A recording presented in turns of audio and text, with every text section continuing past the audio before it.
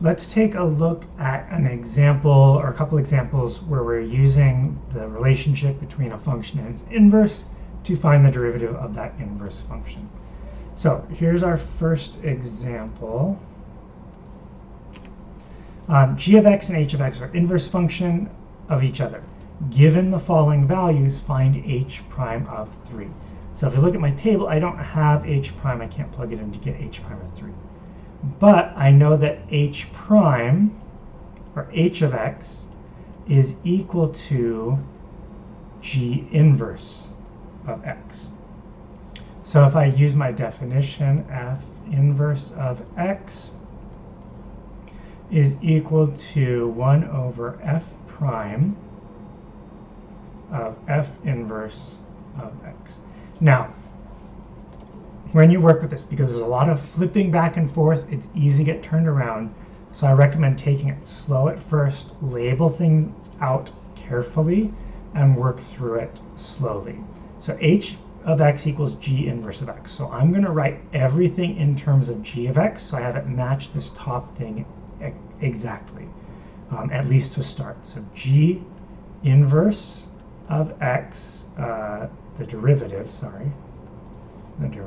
of f inverse of x is equal to 1 over g prime of g inverse of x.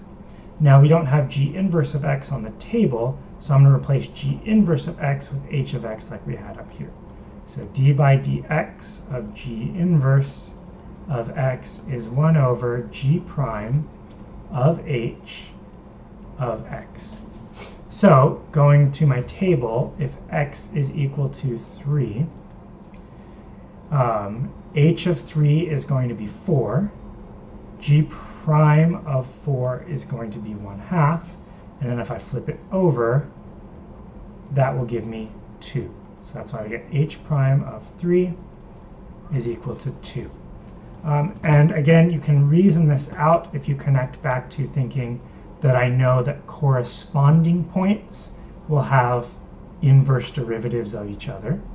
So if I want the derivative at h of 3, or the derivative of h at 3, then I need to find the derivative of the corresponding point to 3. That's why I did h of 3 to find 4.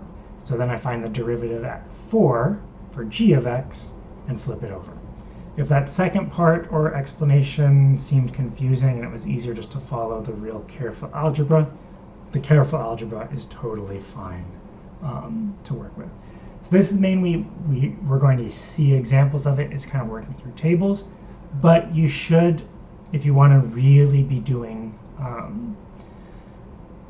work to prepare for the AP exam, think about how you might use this with graphs or with other functions and being able to kind of work through it more complicated wise. But that's a basic example for us here. Let me know if you have any questions.